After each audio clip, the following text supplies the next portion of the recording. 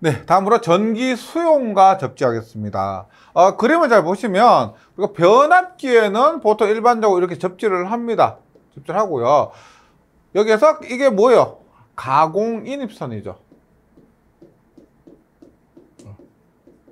가공 인입선을 통해서 수용과로 들어옵니다. 그러면 수용과 여기가 어디요? 인입구죠. 인입구에 이렇게 접지를 할 수가 있다는 겁니다. 추가로 접지를 할 수가 있는데, 이때 인입구에서 접지할 때는 공식 남면적이 6스퀘어 이상, 6제곱밀리미터 이상의 연동선을 사용하게 된다.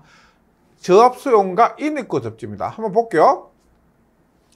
수용 장소 인입구에서 다음에 가서 접지구를 사용해서 변압기 중성전 접지를 한, 변압기 중성전 접지를 한 했죠?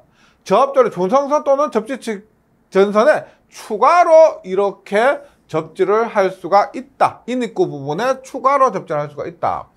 근데 우리가 저번 시간에 수도관 3옴 이하 혹은 75mm에서 분계수 5m를 넘는데 2옴 이하다 그러면 어느 지점에나 접지를 할 수가 있고, 또한 철골, 금속재, 철골 같은 경우는 2옴이라 그랬죠. 네. 그런데 추가로 접지하는 거는 어때요? 수도관로는 3옴입니다. 건물의 철골은 우리가 2옴이었죠. 근데 여기서는 지금 추가로 접지하기 때문에 3옴 이하입니다. 조금만 구분해 주시고, 그래서 여기 수용가에서 추가로 접지할 경우는 3옴 이하의 매소된 금속재 수도관로와 혹은 건물의 철골도 3옴이 됩니다. 또한 이때 접지 도체는 얼마? 6이죠. 6 스퀘어 이상의 연동선으로 고장식 흐르는 전류를 안전하게 통제할 수 있어야 한다. 그래서 여기서 수용과 인입구 추가 접지에서는 저항값 3옴, 그 다음에 단면적 6 스퀘어 이렇게 암기해 주시고요. 그 다음에 주택 등 인입구 말고 이제 수용 장소에서의 접지입니다. 인입구는 입구고요. 이제 수용 장소에서 접지인데, 저압 수용 장소에서 개통 접지 TNCS 방식의 경우, 우리가 TNCS 방식이 특별한 게 어떤 것이 있냐면 이렇게 보세요. 앞에서 그러니까 겸용 도체라고 했죠. P선과 중성선을 함께 사용하는데, 그 앞에 이 선은 뭐겠어? P선과 중성선이니까 이 앞에 부분이 겸용 도체인 PN선이겠죠. 그래서 이런 구조로 이루어진 것이 TNCS입니다. 이 부분은 우리가 3장에서 공부를 하게 되고요. 지금 이런 게 있구나 라고 하고, 나중에 3장 공부하고 나서 TNCS를 공부하고 나서 한번 확인해 주시면 더 효율적일 것 같아요. 이런 경우에 보호도체입니다. 이런 경우에 보호도체 이거요. 이런 보호도체는 최소 단면적 일반 보호도체 단면적 값 이상으로 하고, PN선을 썼을 때 일반 도체 단면적 값 이상으로 하고요. 그 다음 이건 앞에서 나왔던 겁니다. 중성선 겸용 보호도체 PN은 고정 설비만 할 수 있다 그랬죠. 똑같습니다. 그리고 구리 10, 알루미늄 16 이상이어야 한다. TNCS 계통 이거요. 여기까지는 PEN이 되고요. PEN이 P와 N으로 이렇게 나누어지게 됩니다. 그 다음에 1항에 따른 접지의 경우는 감전보호용 등전이 본등을 해야 된다. 등전이 본등은 조금 이따 나와요. 이 조건은 충족시키지 못할 경우에는 중성선 겸용 보호대체를 수용해서 인입구 부분에 추가로 접지해야 된다. 이런 것이 있고, 그 다음에 변압기 중성점 접지 저항값이 있습니다. 변압기가 이렇게 있습니다. 변압기 2차에 이렇게 접지를 하게 됩니다. 혹은 변압기가 Y가선이라면 이렇게 변압기 이렇게 이게 접지를 하게 되는데, 여기서는 변압기 중성점이든 여기 2차든 접지 저항값이 계산에 의해서 정해집니다. 그래서 그 계산에 의한 값 이하로 만들어야 되는데, 볼게요. 일반적인 변압기 고압, 특고압 측 전로 일선 지락 전류를 150으로 나눈 값 이하. 그러니까 이런 거요. 변압기 이렇게 있습니다. 변압기 이렇게 있어요. 예를 들어서 여기가 고압 측 혹은 특고압 측이고 여기가 저압 측입니다. 여기에 접지를 해요. 접지를 하는데 이 접지 저항 값이 얼마냐? 접지 저항 값이 보세요. 여기 앞단에 차단기를 설치했으면 이 차단기 설치 유무에 따라서 혹은 차단기의 설치 그 동작 시간에 따라서 이 접지 저항 값이 달라집니다. 접지 저항 값 R은 접지 저항 값 R은 IG분의 일반적인 경우는 150이요.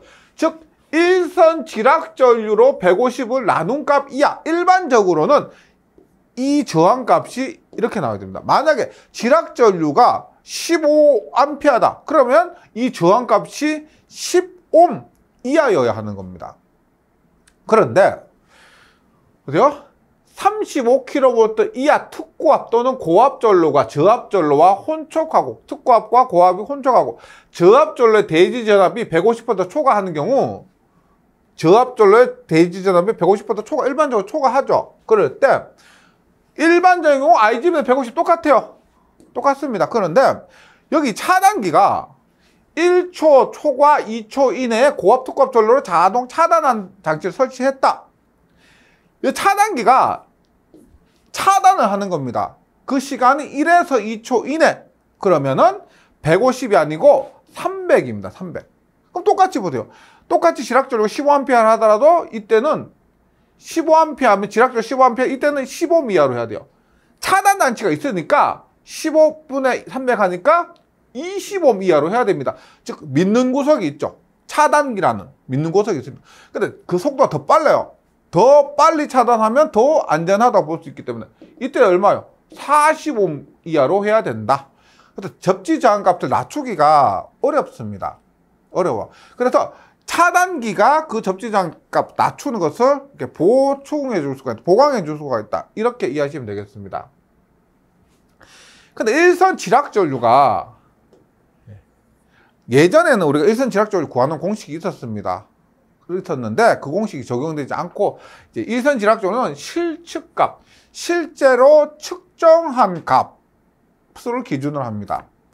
근데 이 실제 측정한 값이 뭐 어렵다, 실제 측정하기가 어렵다라고 하면은 선로 정수 등으로 계산한 값을 합니다. 그러니까 선로 정수라는 것이 R이나 뭐 X나 뭐 임피던스 Z 있죠. 임피던스 이런 값들에 의해서 계산한 값이요.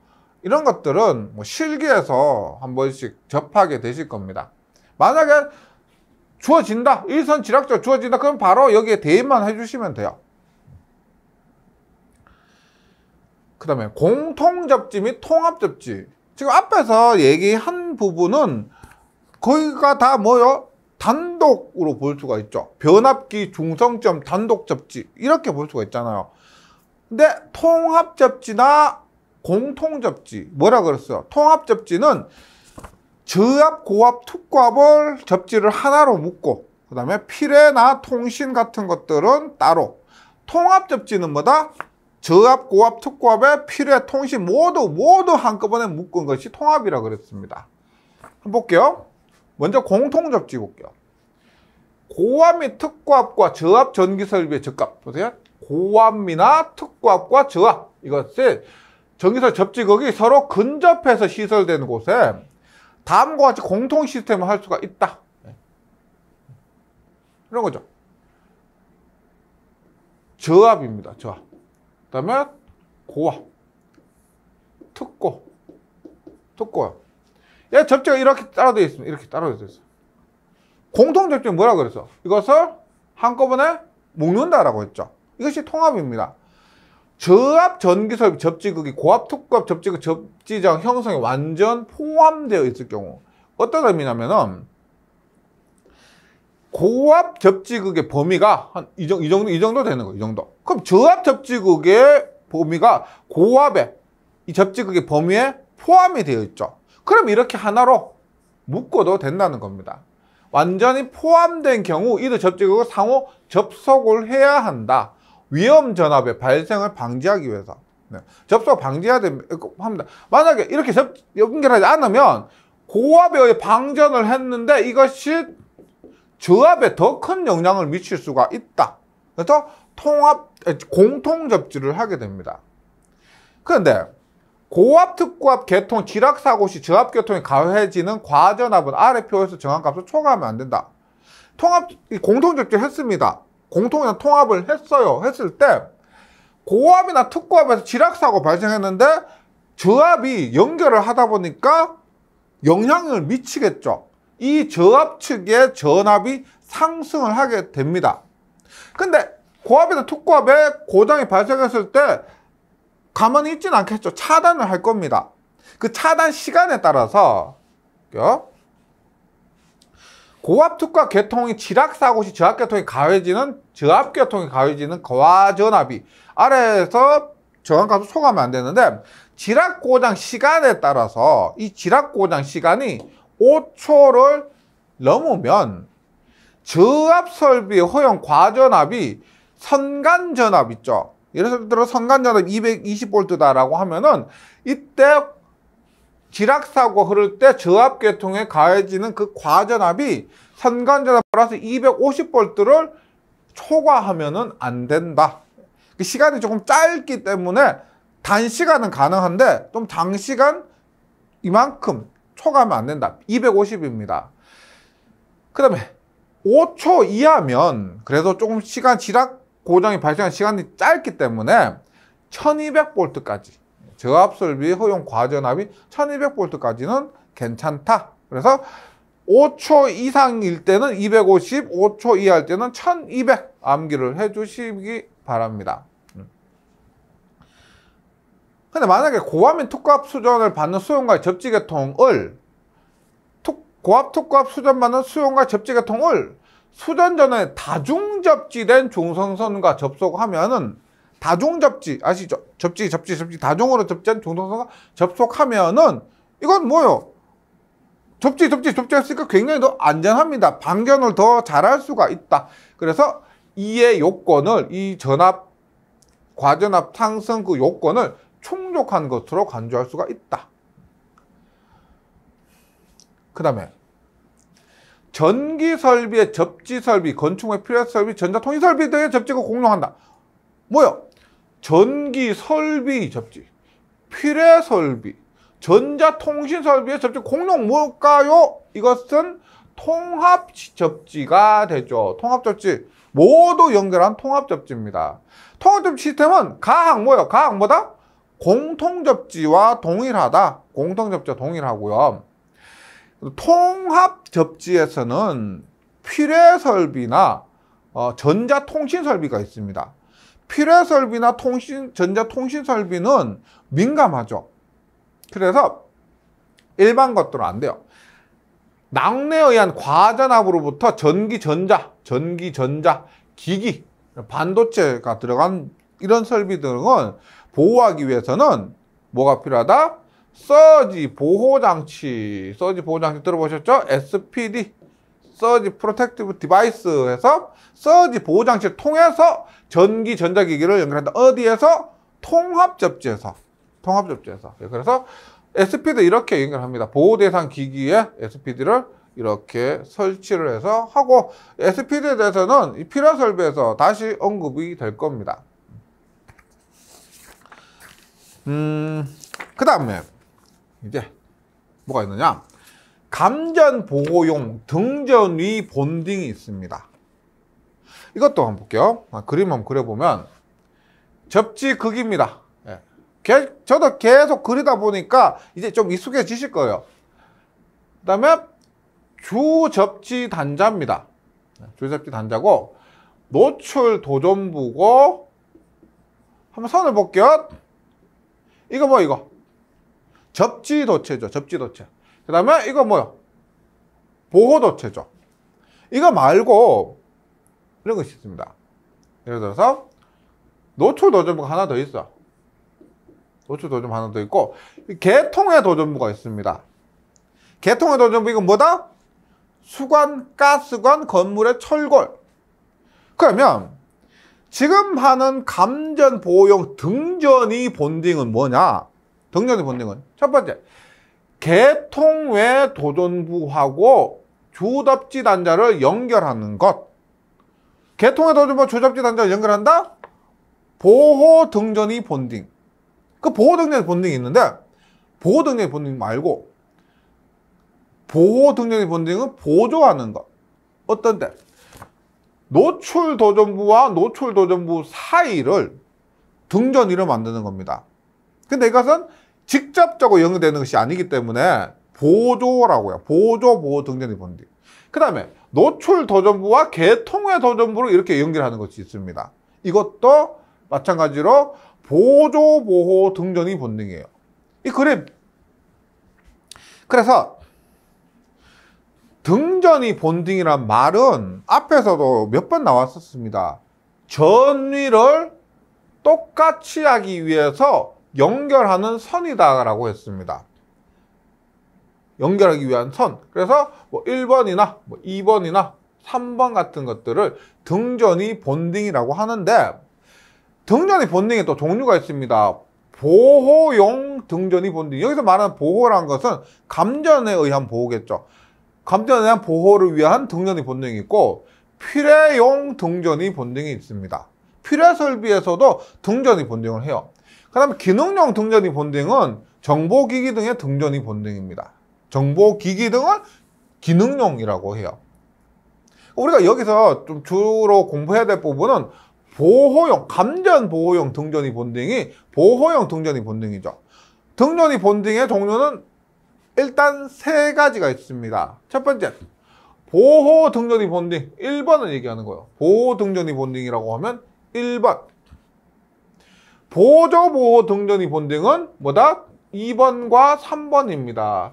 노출 도전부와 개통의 도전부, 노출 도전부와 노출 도전부 사이를 연결하는 것이 보조 보호 등전위 본딩이 되고, 비접지 국부 등전위 본딩도 있습니다. 이것은 비접지된 바닥에서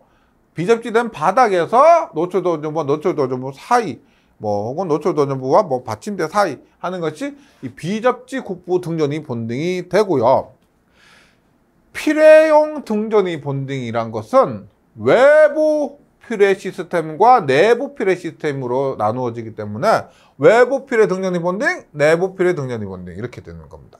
그러니까 등전위 본딩의 종류가 생각보다 많고요. 우리가 이번 시간에 주로 해야 될 것은 보호 등전위 본딩과 보호 등전위 본딩이다. 그리고 비접지 국부 등전위 본딩이 되고, 예, 이 그림 좀 뭐 자주 나오죠. 일단 등전위 본딩의 적용은 어디에 적용했습니까? 건축물, 구조물에서 접지 도체, 주접지 단자와 등전위 본딩을 해야 하는 곳. 건축물, 구조물에서 이거 뭐 그 수도관, 가스관 이런 것과 등전위 본딩 했죠. 주 등전위 본딩입니다.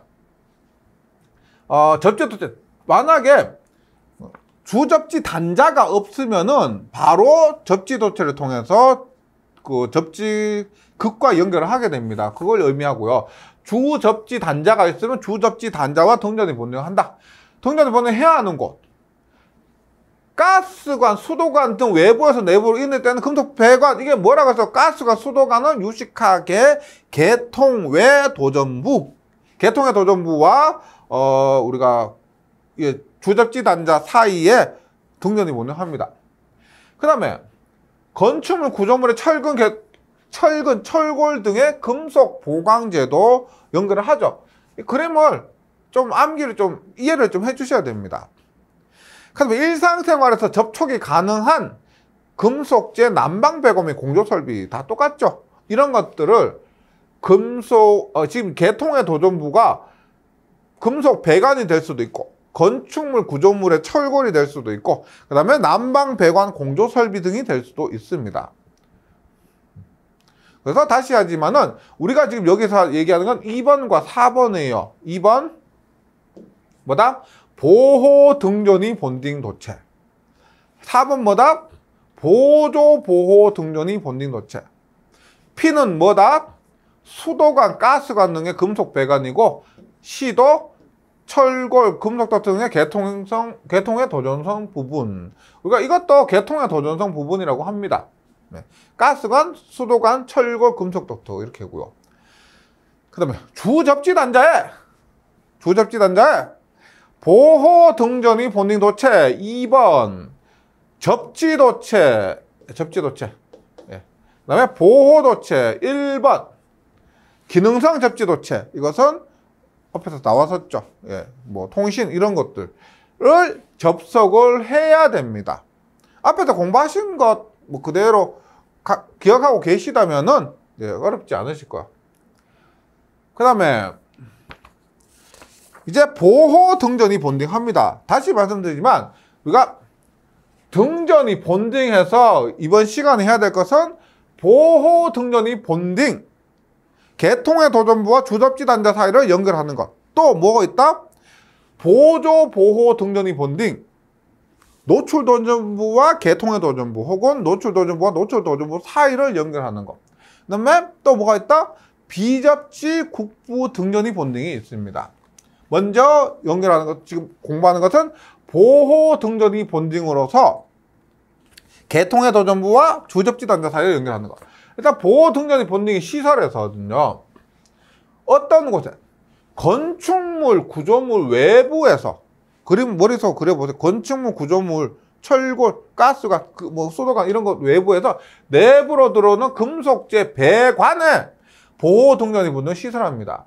이때 한 개소에 집중해서 인입하고요, 인입구 부분에 서로 접속해서 등전이 본딩 바에 접속합니다. 어려운 경우는 등전이 본딩 도체 한 개를 본딩 바에 연결한다. 그 다음에 수도관, 가스관의 경우 내부로 인입된 최초의 밸브 후단에서 등전이 본딩을 하게 됩니다. 예를 들어서 이렇게 주접지 단자가 있습니다. 그 다음에 수도관이 있어요. 수도관이 있는데 수도 뭐 계량기나 뭐 이렇게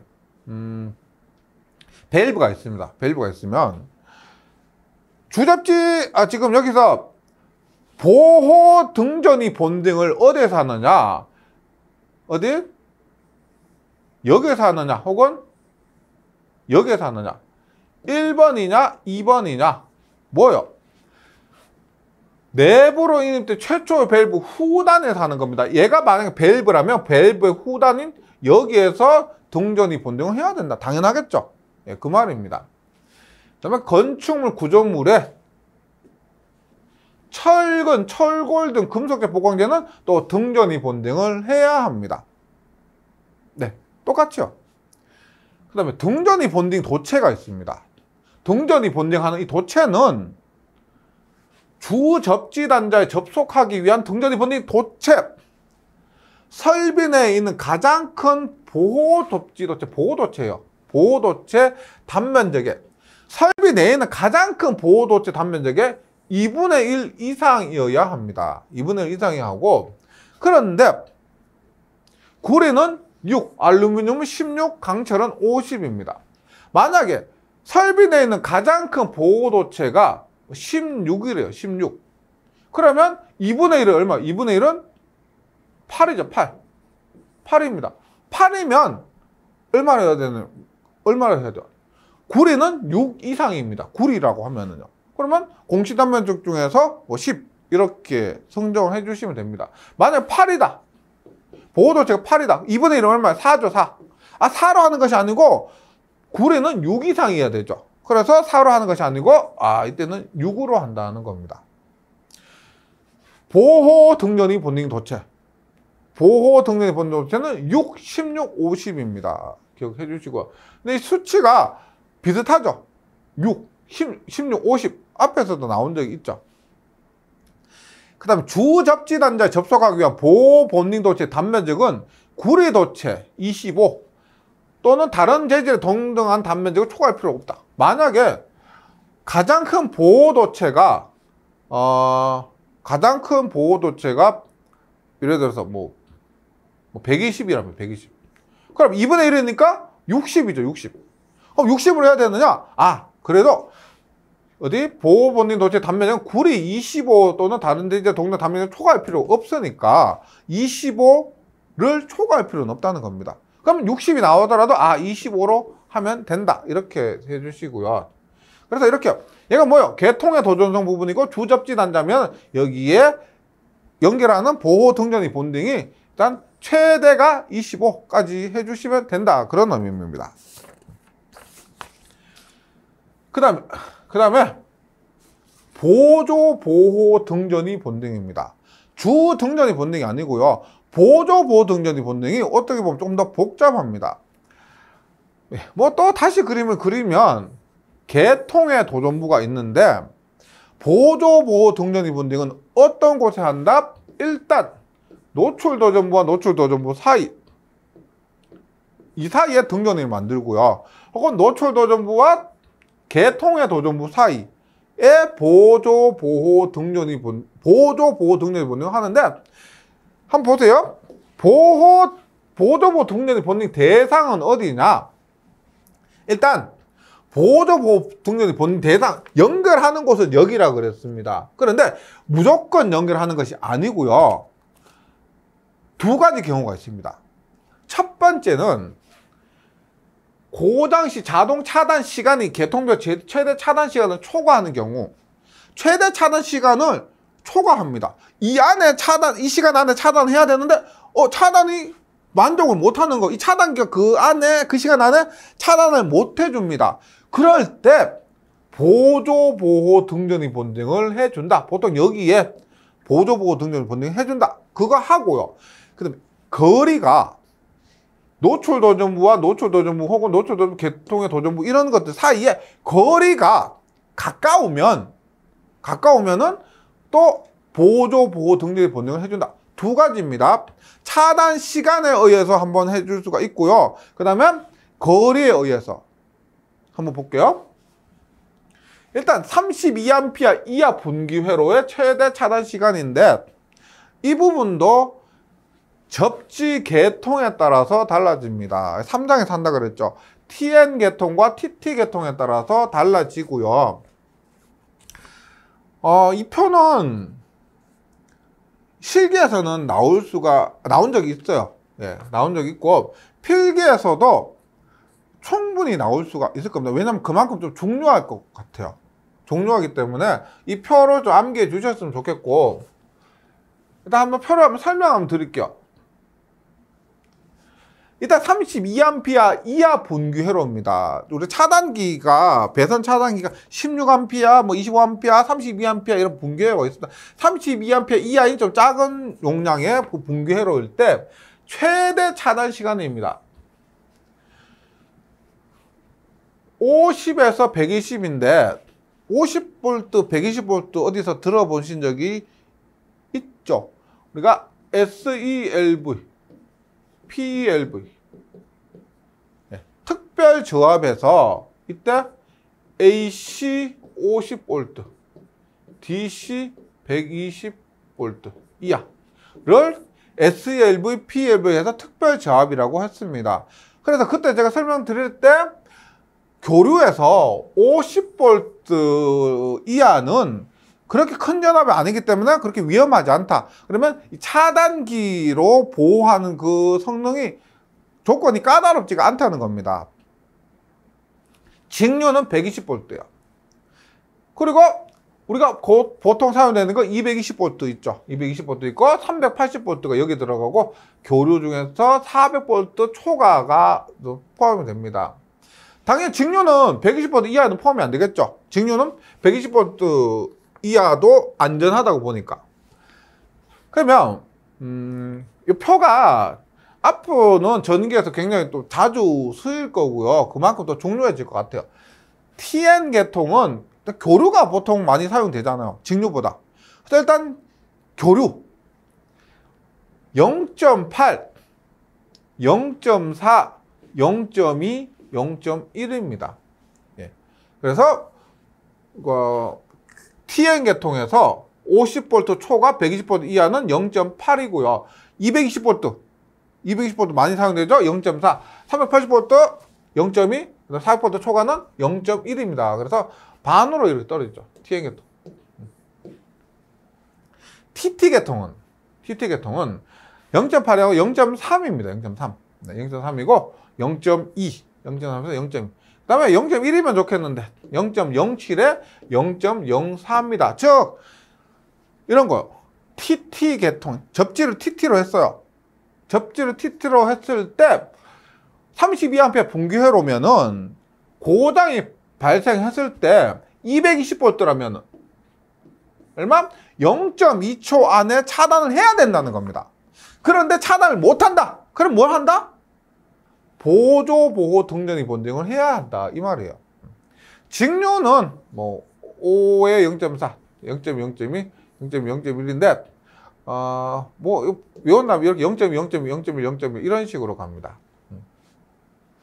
일단 교류 정도는 확실하게 좀 암기를 해주시면 좋겠고요. 그 다음 TN 계통에서 표의 경우 제외하고, 표의 경우 제외한다는 것은 32A 이하라고 했잖아요. 32A 이하가 아니고 32A를 초과하는 경우는 5초 이내, TN이 5초 이하고요. TT는 1초 이하의 차단 시간을 허용합니다. 그 다음에 두 번째, 보조보호 등전이 본동해야 되는 두 번째 경우는 언제냐? 가항을 초과하고요. 2.5m 이내에 설치된 고정기기의 노출 도전부와 개통의 도전부는 보호 등전 본딩을 해야 한다는 겁니다. 아니 보세요.